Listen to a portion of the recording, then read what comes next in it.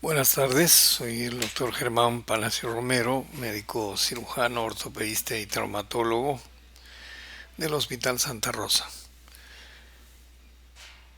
En esta tarde vamos a tocar dos temas importantes dentro de las lesiones traumáticas del miembro inferior. En primer lugar, las fracturas de fémur.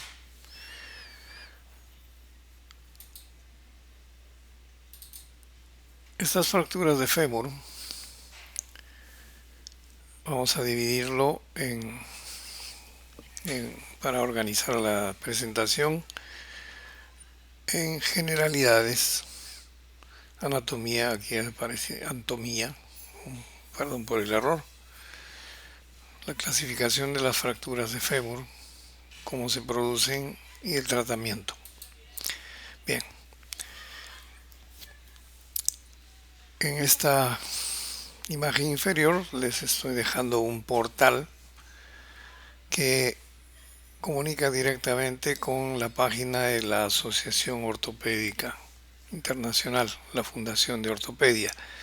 Fundamentalmente nosotros los traumatólogos en este tiempo utilizamos la clasificación propuesta por la AO. Pueden utilizarse otras clasificaciones, pero la idea es generar un consenso para poder utilizar todos el mismo lenguaje, de tal manera que los alumnos vayan acostumbrándose a esta actividad.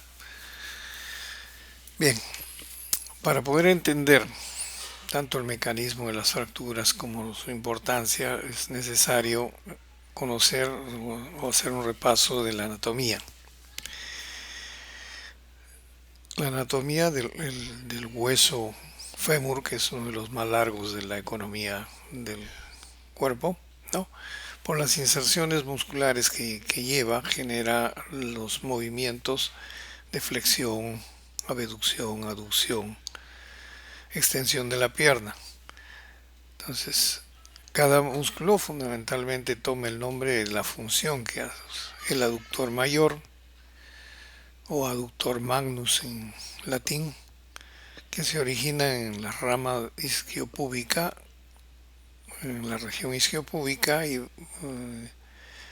va al borde interno del fémur.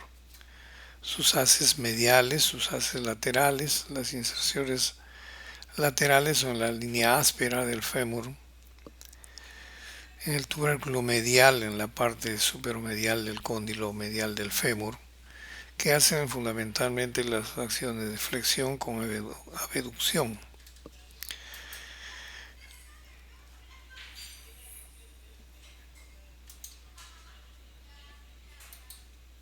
También tenemos los glúteos en esta zona, que van a permitir la rotación externa y la extensión de la pierna.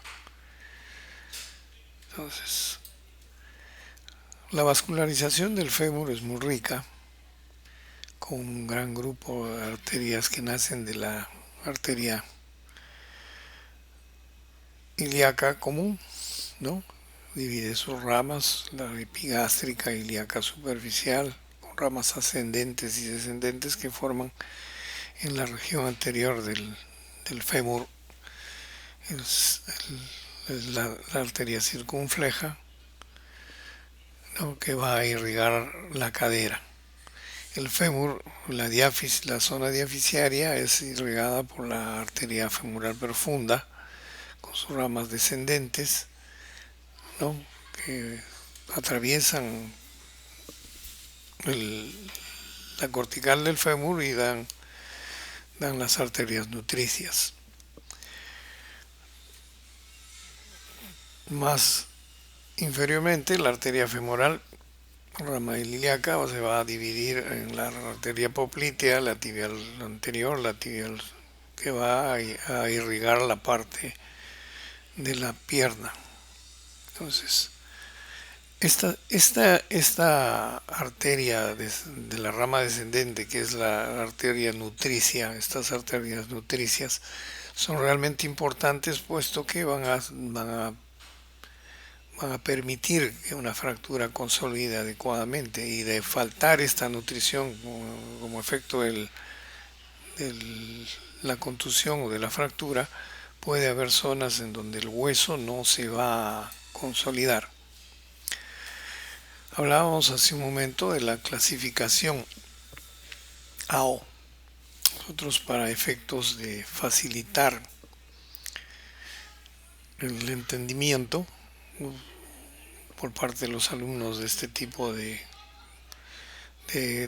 clasificaciones, como en todas las fracturas, la solución de continuidad en la superficie ósea que define la fractura, ¿no? Para clasificar este tipo se puede utilizar dos formas: por el trazo de fractura, una fractura simple, ¿no? Una fractura en ala de mariposa, o una fractura completa. Para la AOV, para darle la clasificación universal de la AO, lo que se hace es cambiar el lenguaje. La simple fractura o la fractura espiral se conoce como A tipo 1. La fractura con una angulación menor de 30 grados será la A2, y la fractura transversa pura será la A3, ¿no? Y si ya se complica la cosa, será B1, B2 o B3. Entonces, para efectos de poder hablar el mismo lenguaje, el cuerpo humano se ha dividido en diferentes áreas. Para el caso del fémur, ¿no? Todo el fémur es la zona 3. Entonces, cuando se hace una clasificación, se pondrá zona 3 en relación al fémur, ¿no? La parte proximal del fémur es 3,1. 3,1. La parte media es 3,2, que es lo que nos va a ocupar esta disertación. La parte distal del fémur es la 3,3. Para la tibia será como veremos, el área 4, ¿no? Y en el tobillo será 4 igual 4,1, 4,2 y 4,3. Luego de eso viene el tipo de clasificación. Si es una fractura simple, puede ser una simple del grupo A, A1, A2, A3, y luego ya el especialista ve unos subgrupos mucho más definidos en cada caso por la complejidad. Pero para ustedes lo que les interesa saber es que el segmento 3, que es la diáfisis del fémur, ¿no?, se divide en grupos A, B y C. El grupo A, el A1, que es una espiral corta; el A2 es una oblicua con una angulación mayor o igual a 30 grados, y el A3 con una angulación menor de 30 grados, o una fractura espiral, una oblicua y una transversa. Conforme vayan avanzando en el curso, ustedes van a poder familiarizarse muchísimo más con esto. Aquí está ampliado. En este caso, el húmero es el segmento 1, el cúbito y radio el segmento 2, el fémur el segmento 3, la tibia el segmento 4, ¿no?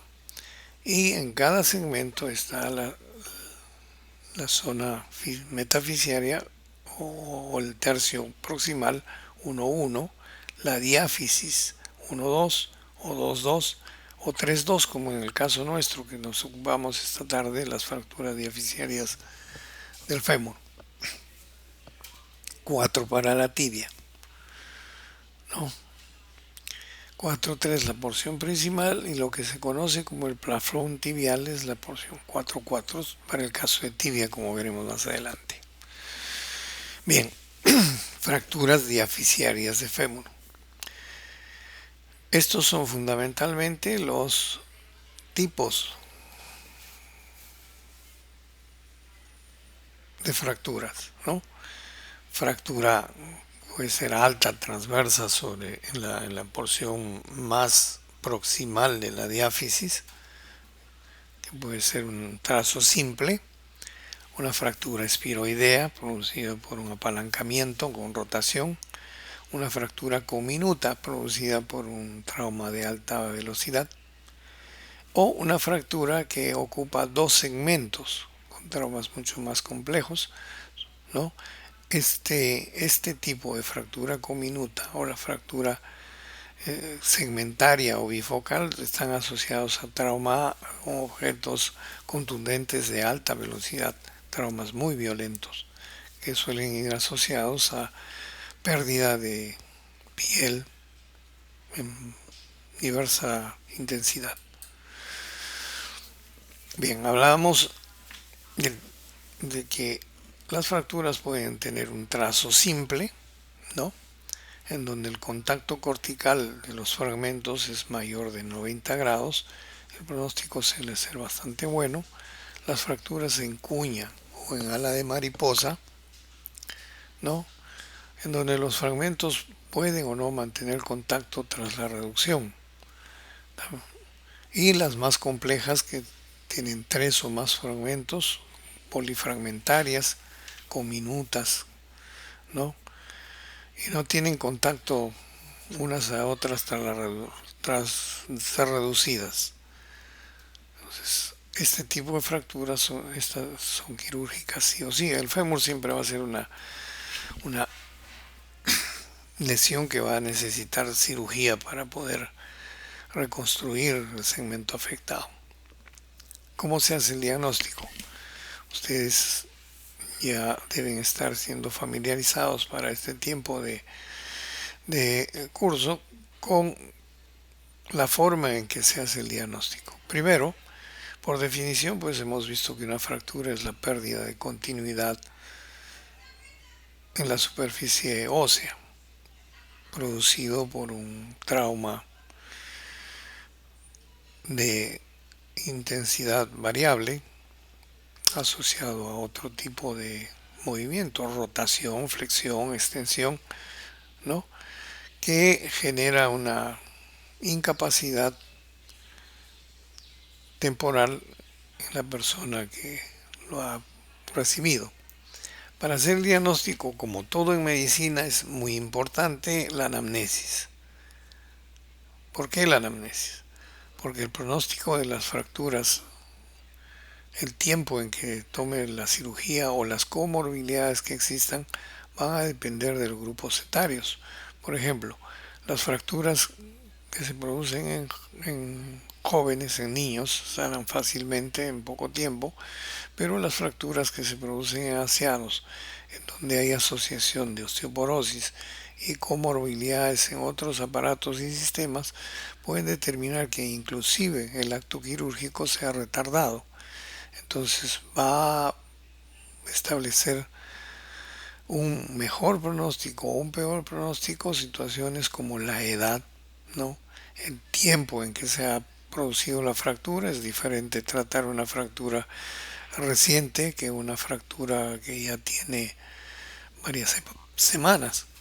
Aunque para el caso de la diáfisis del fémur lo más recomendable es hacer el acto quirúrgico pasado unos días de haberse producido el trauma para poder medir o poder valorar todo el daño que haya producido en cuanto a sangrado, en cuanto a lesiones en otras zonas. Y se ha visto que las fracturas de fémur que son operadas un poco tardíamente evolucionan mucho mejor que las que son operadas inmediatamente, ¿no?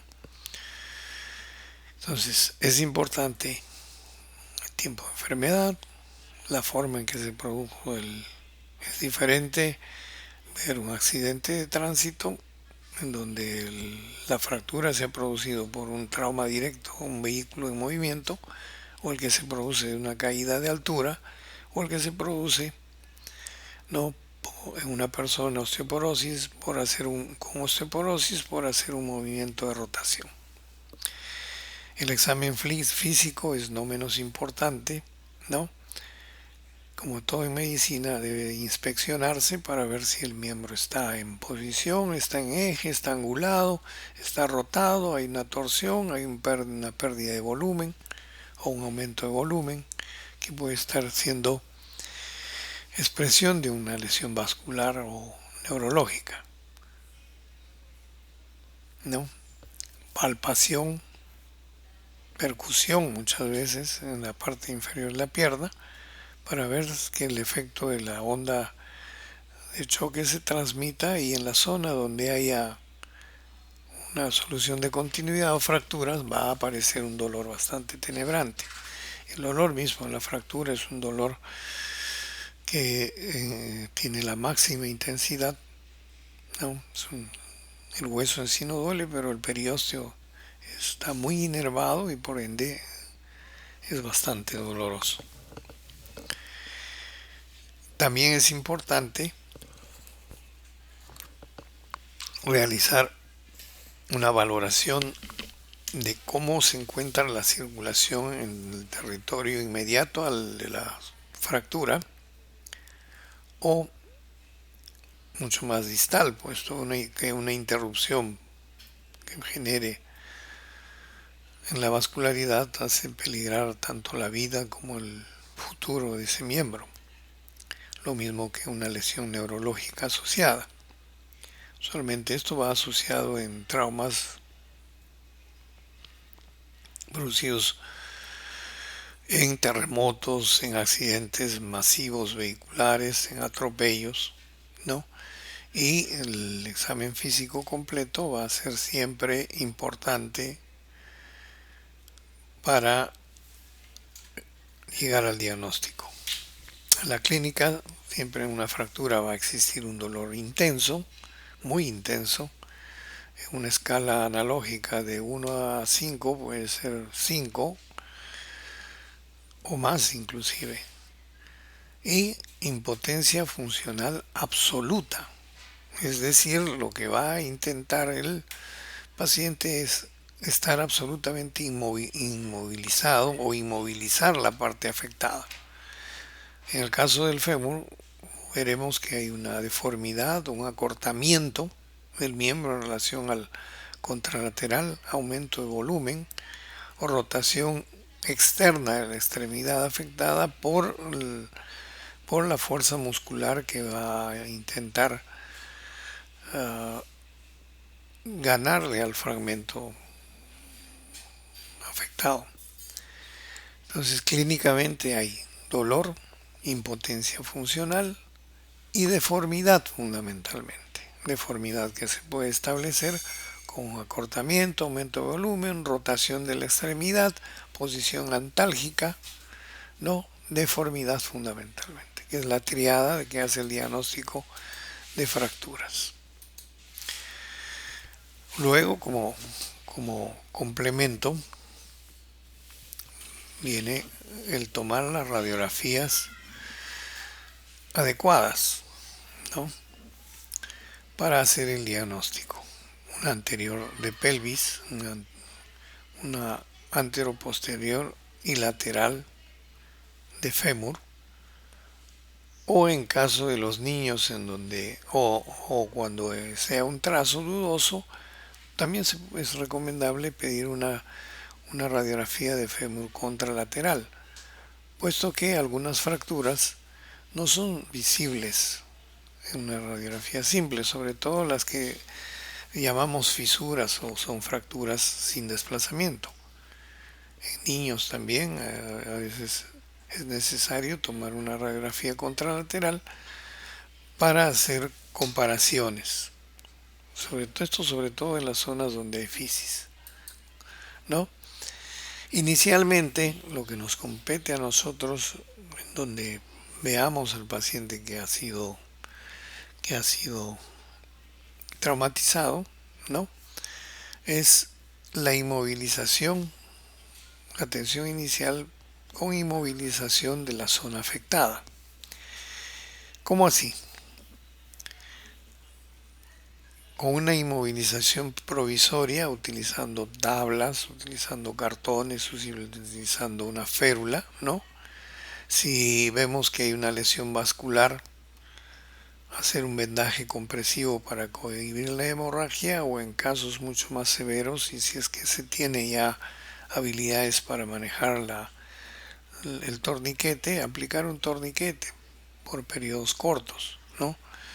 El fémur, en el caso del miembro inferior, se puede colocar un torniquete durante una hora y luego intercalarlo con episodios de 15 minutos, comprimiendo y no comprimiendo. Pero lo fundamental, cuando no se tiene experiencia con esto, es preferible no utilizar torniquetes. Solamente en caso de que haya comunicación de la fractura con el exterior, y lo posible, si se tiene una institución cerca, utilizar una férula de Thomas. Ahora, ¿qué más conviene conocer aquí? Muchas veces, como esto es un trauma de alta energía, fragmentos del hueso podrían generar una herida y quedar expuesto el hueso con la superficie o con el medio ambiente. Entonces, como atención inicial, podríamos estar tentados como futuros médicos de tener que actuar precipitadamente, como así. Vemos que el hueso está expuesto y inmediatamente traccionamos en eje la pierna para devolverle una posición funcional. Y en esa tracción podemos cometer el error de introducir nuevamente ese pedazo de hueso que ya ha sido contaminado dentro de los tejidos y generar de esa manera una infección muy seria, un compromiso del bienestar vital del paciente por habernos apresurado. En estos casos en donde haya exposición ósea, lo más recomendable es cubrir esos fragmentos que estén expuestos con gasas limpias, con un material en lo posible no contaminado, ¿no? Conservar el eje del miembro para evitar angulaciones y pérdidas de circulación, y inmovilizar en esa posición utilizando férulas, utilizando vendas, utilizando elementos que se les irá enseñando progresivamente para poder solucionar con un éxito más o menos aceptable la eventualidad, ¿no? Entonces el tratamiento inicial siempre va a ser un soporte con analgésicos, un soporte con una inmovilización precoz, que puede ser precaria, pero importante, y sobre todo cuidando de no empeorar la lesión. Y el tratamiento específico para las fracturas diaficiarias ya corre cuenta del especialista, pero ustedes es necesario que sepan porque van a ser médicos y por ende deben tener conocimiento de todos estos medios. Para las fracturas de fémur existen varios tipos. Uno, tratamiento conservador utilizando yesos en forma de huesos de pelvipedios, que está más en relación a pacientes jóvenes. Los pacientes de edad avanzada, normalmente una consolidación del fémur va a demorar entre 3 y 6 meses y no pueden estar inmovilizados por tanto tiempo con yeso, cosa que no ocurre en niños, por ejemplo, en donde luego de una tracción durante unos 21 días se le puede colocar yeso para completar un mes o 2 meses de inmovilización con muy buenos resultados. En cambio, en el adulto, que es fundamentalmente tema de nuestra preocupación en este tema de fracturas, es la necesidad en las fracturas de este gran hueso de devolver al paciente rápidamente a sus actividades normales.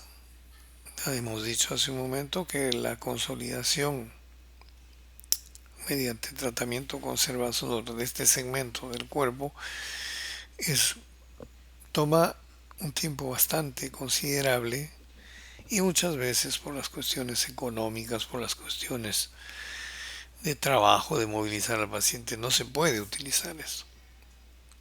Es recomendable recurrir al tratamiento quirúrgico, que es por excelencia la forma en que se va a tratar. Quirúrgicamente existen diversas formas. Aquí les estamos representando. Primero, una fijación externa con clavos.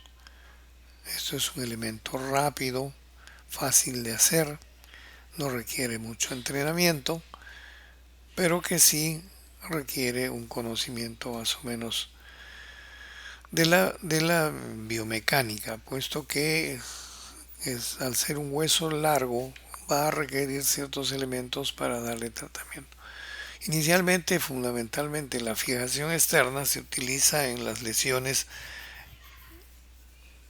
con tejido expuesto, o sea, fracturas expuestas, fracturas graves, fracturas por proyectil de arma de fuego, ¿no?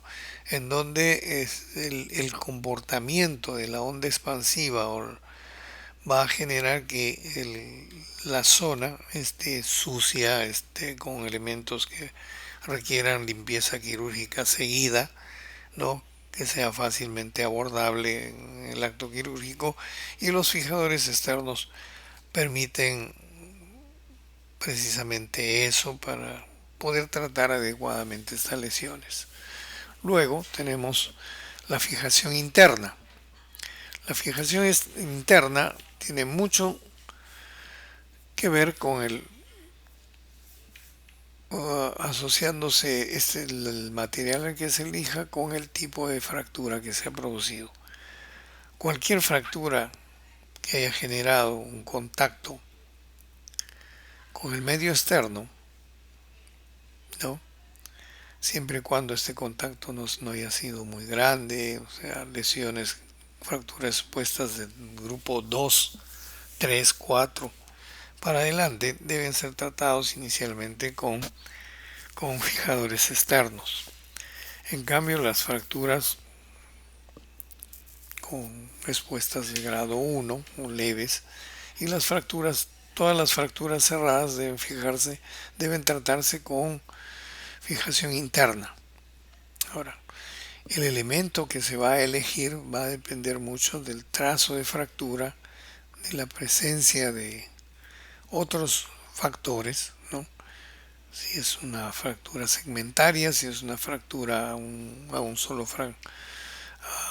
solo nivel, si tiene un tercer fragmento o es una cominución.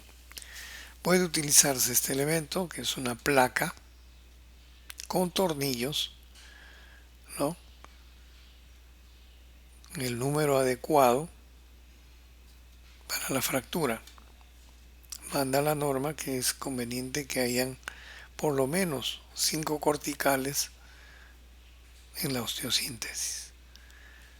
Este elemento va a permitir hacer que la carga axial pase del hueso a la placa y nuevamente al hueso, dándole un tiempo de inmovilidad o reposo a la zona fracturaria para que se den todos los elementos de reparación ósea, ¿no? También tenemos ya los fijadores con clavo endomedular, que utilizan el mismo canal del fémur, en este caso la tibia, ¿no? O en el húmero en este caso, para utilizar un elemento metálico dentro del hueso, manteniendo su eje y colocando tornillos de bloqueo para evitar la rotación, ¿no? Este es el nivel en que se encuentra en este momento la tecnología para colocar materiales de implante de titanio bloqueados de diferentes tipos para devolver rápidamente al individuo a sus actividades, ¿no? Esas actividades que van a permitirle hacerse de un salario, poder retornar a su trabajo, porque por el tiempo que toma la consolidación de estas fracturas, este tipo de elementos permiten que el paciente pueda, aun cuando no ha terminado todavía de consolidar, no reincorporarse nuevamente a su actividad laboral bastante bien, con un tiempo de rehabilitación corto, con muchas ventajas para él en ese sentido. Todo tratamiento conlleva riesgo y ese riesgo está asociado fundamentalmente a embolia grasa, puesto que el hueso tiene en la parte media, como ustedes conocen, en la parte de la diáfisis, tejido graso rellenando la cavidad, y ese tejido graso, al ser lesionado, puede generar gotitas que van a ir al organismo, produciendo embolia grasa de magnitud variable, que va a producir en algunos casos lesiones mucho más graves que la misma fractura, inclusive en algunos casos pudiéndole costar la vida al paciente, como hemos visto ocasionalmente. Hemorragias, ¿no? Estas fracturas generalmente, cuando son cerradas, producen una extravasación creando un tercer espacio, que en el caso del fémur puede llegar inclusive a los 3 litros de sangre, con pérdida de la vida del paciente sin ver una gota de sangre en el medio externo, por no tener en cuenta que se puede generar un sangrado que va a crear un tercer espacio, produciendo un shock hipovolémico en el paciente, con pérdida de sus funciones y aún de la vida. Otras complicaciones de las fracturas suelen ser retardos de consolidación o pseudoartrosis, porque, como veíamos en un principio, la lesión que ha generado como efecto del trauma ha afectado la zona de las arterias nutricias de los vasos, y todo aquello que está por detrás de la lesión vascular va a ser reabsorbida y no necesariamente va a tener una vascularidad importante. Una de las cosas más importantes para la consolidación de las fracturas, ustedes saben que es contar con una buena vascularización. Y si ya el trauma por la violencia con que se ha producido ha generado lesiones de diversa índole en la vascularidad, vamos a tener que se va a presentar un retardo de consolidación que es posible predecir conociendo adecuadamente la zona, la forma, mediante la anamnesis, el tipo de daño que se ha producido en la fractura. Entonces, pseudoartrosis hay varios tipos: atrófica, hipertrófica, fundamentalmente debido a un problema de malvascularización o una inmovilización insuficiente de la lesión, ¿no? También puede haber daños neurológicos, con atrofia distal del miembro, parálisis de diverso grado, que puede ser bastante penoso porque se puede hacer una buena osteosíntesis, se puede tratar bien al paciente, pero el daño neurológico lo va a llevar a un estado de discapacidad bastante grave, ¿no?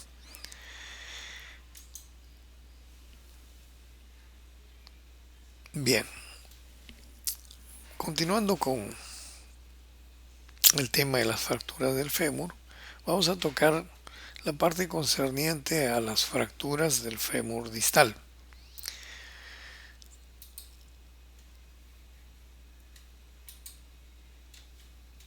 Estas fracturas de fémur distal, lo habíamos visto en la clasificación anterior, que forman parte de las lesiones del aparato locomotor en el miembro inferior en los segmentos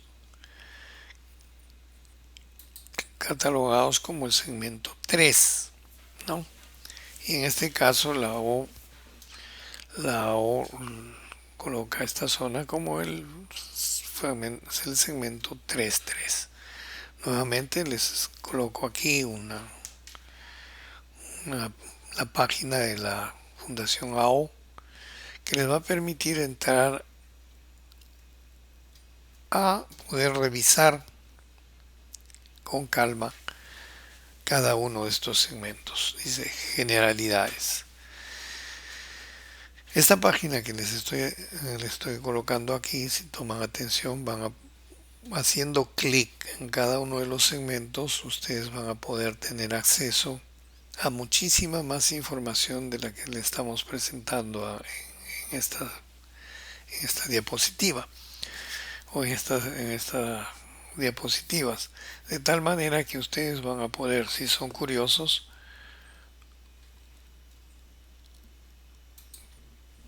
tener acceso de innumerables utilidades, ¿no? Vemos aquí, hemos accedido al link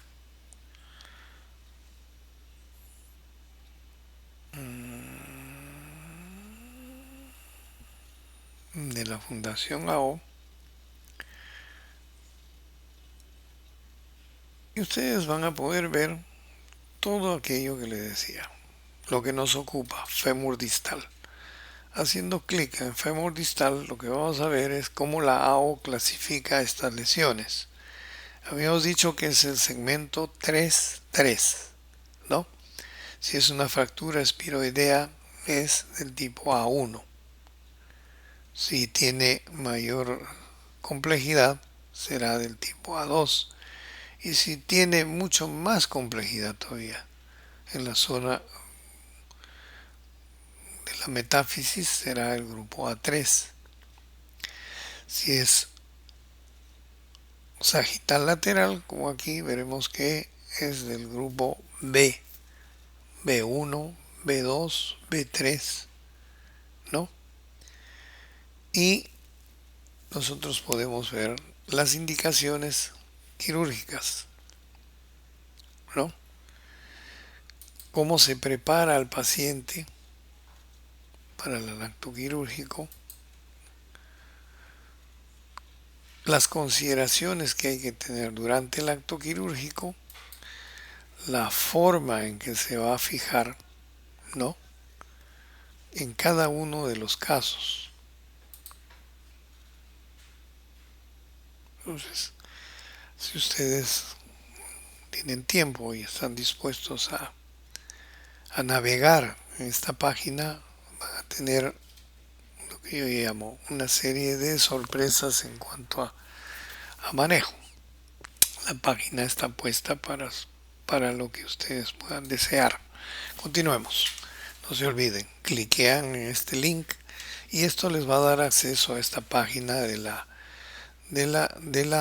AO, que son las referencias internacionales de lo que es todo lo referente a planeamiento de huesos segmento por segmento.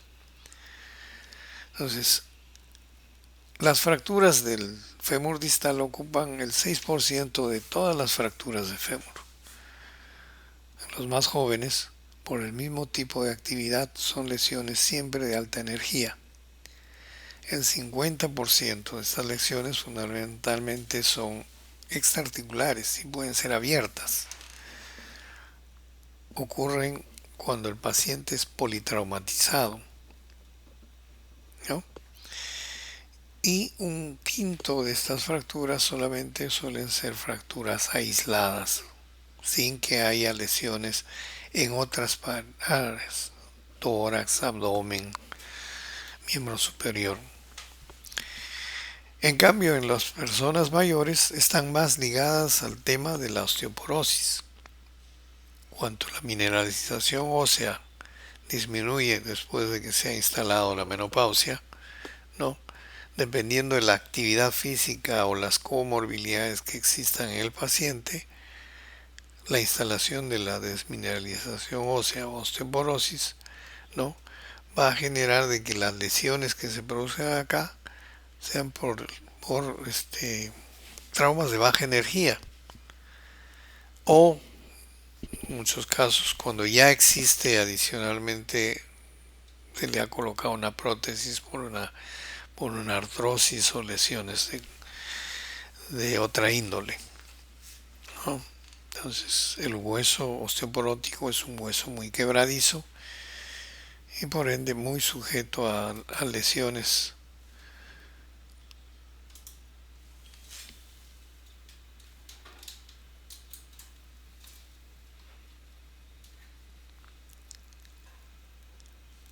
En este segmento.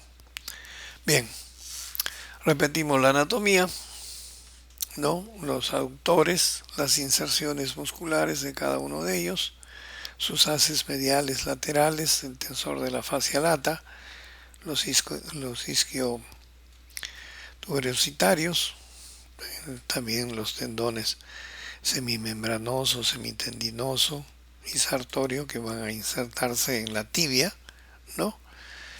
El tendón cuadricipital que va al tubérculo anterior de la tibia y en los recesos, en las zonas laterales para permitir los movimientos de flexión y extensión. La vascularidad es la misma que hemos estado viendo para el segmento de la diáfisis, solo que la arteria femoral, ¿no?, atravesando el hiato del aductor, es el que fundamentalmente va a irrigar esta zona generando la red patelar, ¿no?, la red articular de la rodilla y pasar al miembro inferior. Es importante que tengan en cuenta este hiato porque algunas lesiones del tercio inferior del fémur pueden lesionar a este nivel, o en el momento del abordaje quirúrgico podría lesionarse esta arteria, con consiguiente pérdida de la nutrición en esa zona, generando lesiones que pueden ser muy penosas, ¿no? Las fracturas de esta zona fundamentalmente son conocidas como fracturas supracondilares, ¿no? Fracturas que comprometen la región supraintercondilia, fracturas en T o en Y, ¿no? Fracturas múltiples que se extienden hasta la diáfisis, el extremo distal del fémur, o fracturas en un solo cóndilo que tienen mucho mejor pronóstico, ¿no?, que pueden ser en un plano frontal u oblicuo. Hace un momento les enseñamos esta clasificación AO, el grupo 3-3-A1, el grupo 3-3-A2, el grupo 3-3-A2, repetía, y cada uno con sus características particulares que van a determinar el tipo de tratamiento que se le va a dar, fundamentalmente quirúrgico, ¿no? Es importante que tomemos nota de este detalle. Los niños, por la presencia del cartílago del crecimiento, van a tener fracturas a este nivel que les dan una característica muy particular y muy necesario conocer, puesto que usualmente los niños van a acudir no directamente al traumatólogo, sino al médico pediatra o al médico domiciliario, y es importante que ustedes conozcan este detalle porque muchas veces pasan desapercibidas estas lesiones por un diagnóstico insuficiente, con un pronóstico muy grave en muchos casos, porque va a afectar el normal crecimiento del niño. Bueno, el doctor Salter y el doctor Harris hicieron una clasificación basado en la observación de una serie de lesiones que se producían en pacientes pediátricos y llegaron a la conclusión de que la separación de la fisis establece un pronóstico favorable o desfavorable en el futuro del miembro del niño cuando es afectado por este tipo de lesiones. Las lesiones de tipo 1, en este esquema ustedes ven que esta zona en negrito es el cartílago de crecimiento, la fisis, y se ha separado el hueso. Saben que el periósteo del niño es bastante grueso, difícilmente, por eso el nombre de fracturas en tallo verde, va a desplazarse tanto. Entonces, esta separación de la fisis, cuando se alinea el hueso, tiene un pronóstico favorable. ¿Por qué? Porque la fractura se va a producir justo no en el cartílago de crecimiento mismo, sino justo por encima de la primera capa de hueso formado, de tal manera que el cartílago va a quedar indemne. De tal manera que cuando esto consolide, va a consolidar esta zona que es hueso ya formado y no va a haber ninguna alteración en la fisis y el niño va a tener un crecimiento adecuado, un crecimiento que a la vuelta de 2 años va a ser remodelado por completo y va a desaparecer la lesión. En el caso 2, ¿no? Observen que la fisis se ha separado como el caso 1, pero hay asociado una fractura que ha mantenido el fragmento unido a la fisis en condiciones normales, ¿no? Entonces, hay una fractura en la zona de metáfisis del hueso, que es esta zona caracterizada por tener mucho tejido esponjoso, ¿no? Pero en donde ha habido una interrupción parcial. El crecimiento va a ser normal en esta zona y en esta zona, dependiendo de la angulación que tenga, se va a activar el cartílago del crecimiento generando una angulación. Si bien es cierto que el pronóstico es bueno cuando se logra una reducción precoz, ¿no? De no reducirse esta lesión, el crecimiento anormal va a producir deformidades angulares en el niño. En el tipo 3, la zona metafisiaria está indemne, ¿no? Lo que ha ocurrido es que una parte de la fisis se ha separado fracturándose.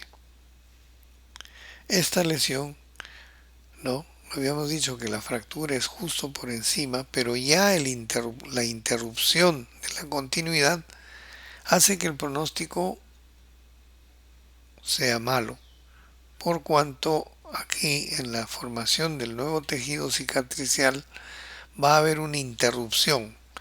Estas fracturas, si bien es cierto que una vez que son reducidas reducidas anatómicamente, pueden tener una buena resolución, pero el crecimiento del niño, cuanto más pequeño es el niño, más deformidades tardías le va a producir. En cambio, cuando ya son niños de edad más avanzada y se produce esto cuando ya el largo del hueso ha sido completado, la deformidad residual va a ser mucho menor. Las lesiones de tipo 4, en donde se asocia una fractura transversa oblicua que corta la zona de fisis, tanto en la zona de la metáfisis como en la zona de la fisis misma, ¿no? También requieren una reducción quirúrgica. Mientras que esta reducción puede ser una reducción cerrada, esta reducción ya tendrá que ser una reducción quirúrgica abierta. Y aún bien reducido, el pronóstico va a ser malo. Tiene mal pronóstico en cuanto a función y a deformidad. y las lesiones con aplastamiento del cartílago de crecimiento, lesiones por caída de altura en donde se ha impactado la zona del cartílago de crecimiento, va a producir un cierre prematuro de esta zona y el pronóstico es muy grave porque muchas veces estas fracturas pasan desapercibidas y aún utilizando tratamiento quirúrgico ya el daño está instalado y difícilmente se va a poder establecer un pronóstico bueno en el futuro. Como ven, esta flecha está marcando la zona de presión y esta zona la zona en donde se ha producido la fractura, generándose un rodete que es propio de las fracturas de tallo verde. Inclusive, esas fracturas son muy graves. Se tocan aquí porque es competencia de ustedes poder dar el diagnóstico inicial y orientar a los padres de familia a que sean dirigidos los niños a un especialista. Miren estas imágenes. Estas imágenes corresponden a imágenes de tomografía con reconstrucción. Vean,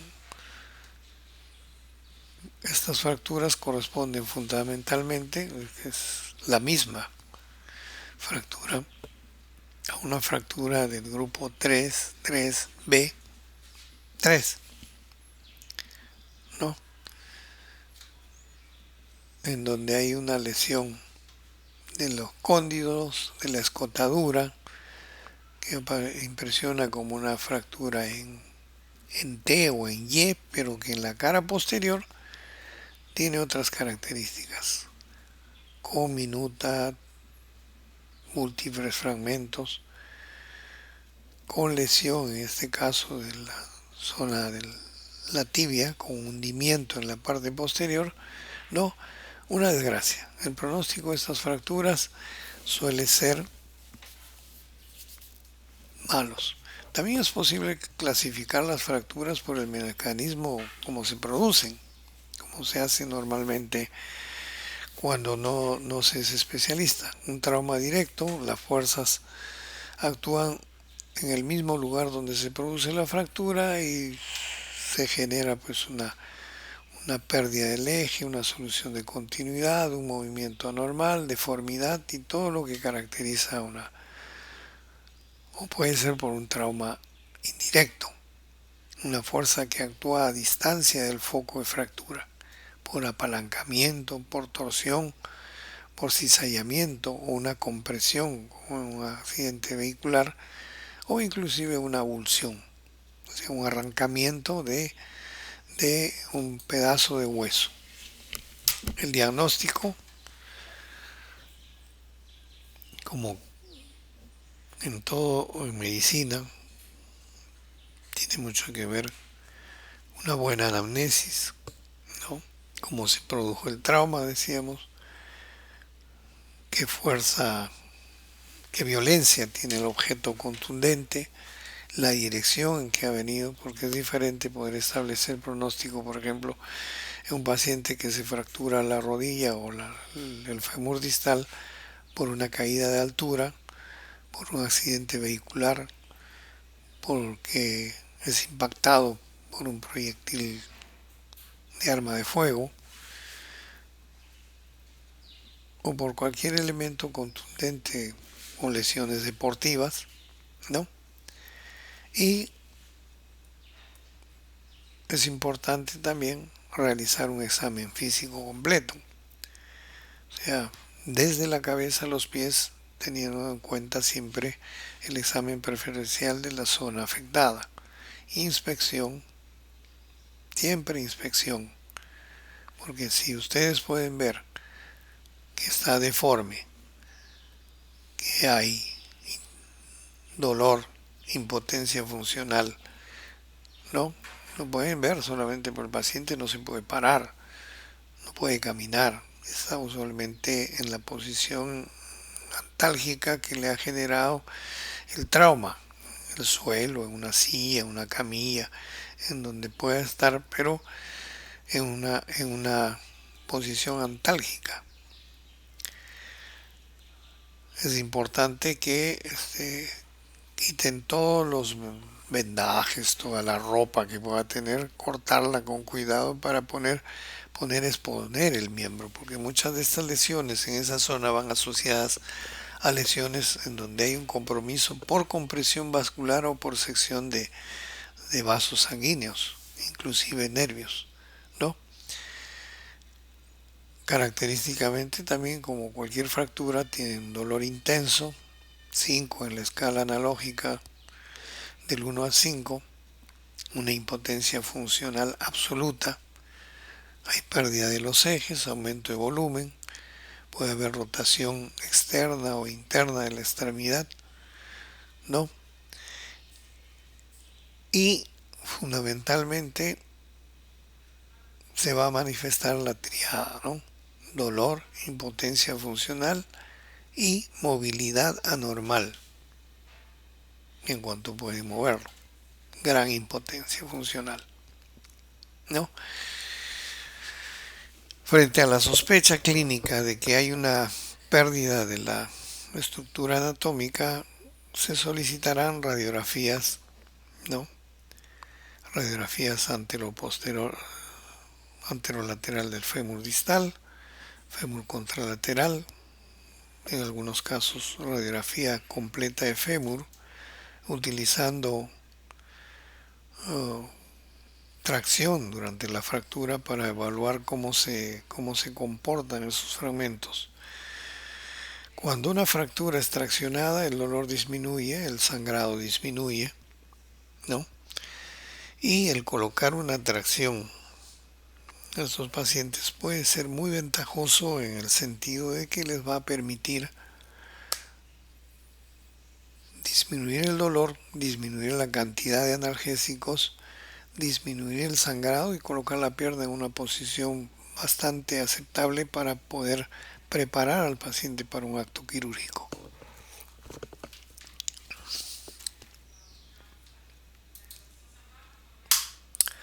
La tomografía con reconstrucción suele ser muy útil para la planificación de la cirugía, ¿no? Puesto que estas lesiones, sobre todo las que son producidas por alta energía, conllevan la necesidad de realizar una reducción ortopédica y quirúrgica para devolverle al paciente la funcionalidad del miembro. No siempre fácil de hacer, ¿no?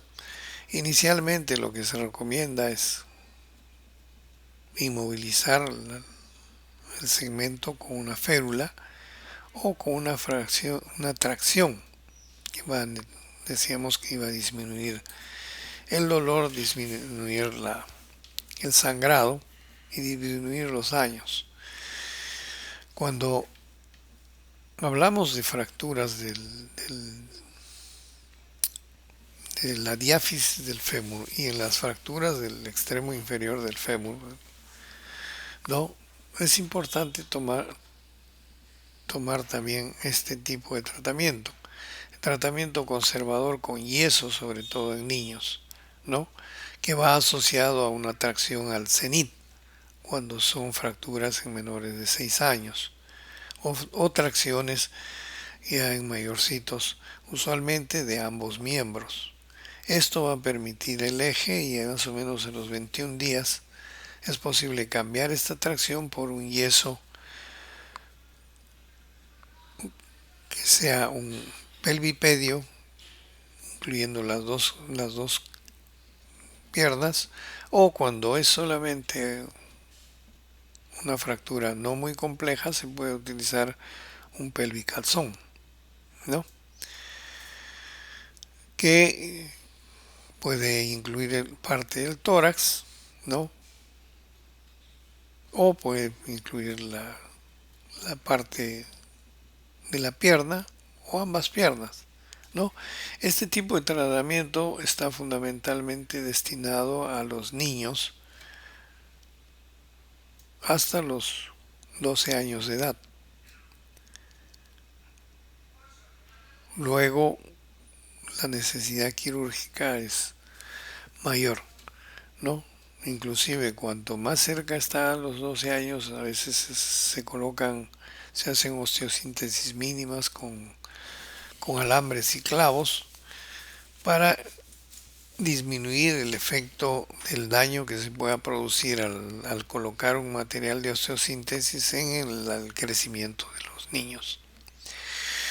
También para el adulto un elemento que ayuda muchísimo y que es necesario que ustedes aprendan es cómo colocar una tracción esquelética. La más común es la supracondilia, ¿no?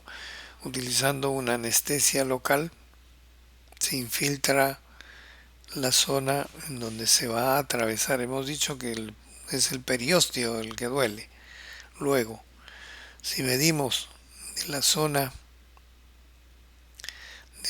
del articular 3 centímetros aproximal y más o menos 3 centímetros del borde inferior de la rótula, una perpendicular que baja en ese sentido, en la intersección de estos dos puntos tenemos la certeza de que estamos en la zona supracondilia. Infiltramos en esta zona lidocaína 2% sin epinefrina y utilizando un clavo de Steinmann o un clavo del tipo Schanz, que son clavos roscados, no atravesamos directamente en este punto hasta el otro extremo y luego podemos colocar una pesa que va a ser equivalente al 10% del peso corporal, ¿no? Se recomienda atravesar desde la zona medial a la zona lateral para evitar lesionar en la parte proximal el contenido del canal de Hunter. ¿Qué pasa por el canal de Hunter? La arteria femoral que está yéndose hacia la parte posterior, ¿verdad? Habíamos hablado ya en la reunión anterior. Bien, colocado esta tracción, ¿no? Colocamos el 10% de peso corporal y esto va a permitir alinear la fractura, disminuir el sangrado, como ya hemos dicho, y poder utilizar menos antiinflamatorios sobre todo, puesto que el dolor va a ser atenuado. Bien, en cuanto al tratamiento quirúrgico, existen, pues habíamos visto anteriormente, los materiales de osteosíntesis, clavos, tornillos. Actualmente existen mucho más variedades de materiales que son placas de bajo contacto, placas que permiten hacer una fijación externa en forma interna, en donde el material metálico no va a tener contacto con la superficie ósea, sino va a estar bloqueado más o menos a 2 milímetros de distancia del fémur o del hueso, utilizando además tornillos que van en diferentes posiciones, que son muy útiles, sobre todo en pacientes que tienen hueso muy debilitado, ¿no? En este caso es una fractura de fémur en donde hay un compromiso intercondilia, fémur distal, del tipo 33C3, ¿no? Se le ha colocado una placa moldeada, ¿no? Que es mucho más moderna. Anteriormente se utilizaban placas CDS, placas condilares con un tornillo que se aplicaba acá, o las placas angulares, lo que permite una reducción bastante buena, que hace posible que podamos recuperar al paciente rápidamente de la demulación. O en algunos casos, cuando la lesión es por un proyectil de arma de fuego, donde hay una exposición del tejido, no, la colocación de un fijador externo, tipo ortofix en este caso, que va a permitir que esto se consolide. En este caso vemos una fractura en un niño, ¿no? Que no ha sido tratado quirúrgicamente, sino de una manera incruenta, en donde vemos aquí las fisis y se ha conseguido una buena consolidación en eje, miren aquí el eje, ¿no? no hay desviaciones en antecurvatum o recurvatum que no son aceptables y que en el futuro va a rellenar, va a remodelar y va a la vuelta de 2 años quedar completamente bien, ¿no? En esta presentación tenemos lo que se está usando últimamente, enclavijado endomedular, pero retrógrado, en donde se ingresa a través de la rodilla, en la escotadura, ¿no? Y eso permite que la movilidad sea controlada, se realice una osteosíntesis mucho más fisiológica. En cambio, en los niños no se puede utilizar todo ese material. Vemos aquí una fractura epifisiaria del tipo Salter 3. Aquí hay un fragmento y que ha sido reducido y se ha hecho osteosíntesis con enclavijado. Son clavos de Kirchner que el mayor grosor es de 3 milímetros como máximo, que al atravesar la zona del cartílago de crecimiento va a generar una lesión muy pequeña, muy diferente de... Miren cómo se ha reducido completamente esta fractura.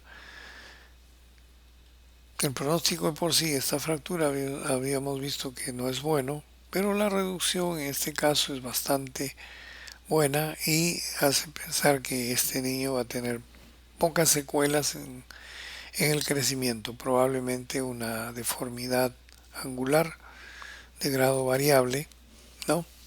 Y como siempre las complicaciones. La embolia grasa, en esta zona más frecuente porque el tejido esponjoso suele liberar al torrente sanguíneo pequeñas partículas grasas, ¿no? Hemorragias por tercer espacio o hemorragias porque hay lesiones vasculares, retardos de consolidación, pseudoartrosis por una osteosíntesis insuficiente, daños vasculares y daños neurológicos, ¿no? Atrofia de la pierna, atrofia del segmento, que va también a contribuir en el retardo de la vascularidad, de la consolidación. Bueno, gracias por su atención. No se olviden de visitar el link que se les ha dejado para que puedan ampliar sus conocimientos ingresando a esta página de la Asociación de Osteosíntesis para poder, si no planificar, curiosear sobre todo el bagaje de conocimiento al que se tiene acceso gracias a ese portal. Bien, eso es todo en cuanto a este tipo de lesiones.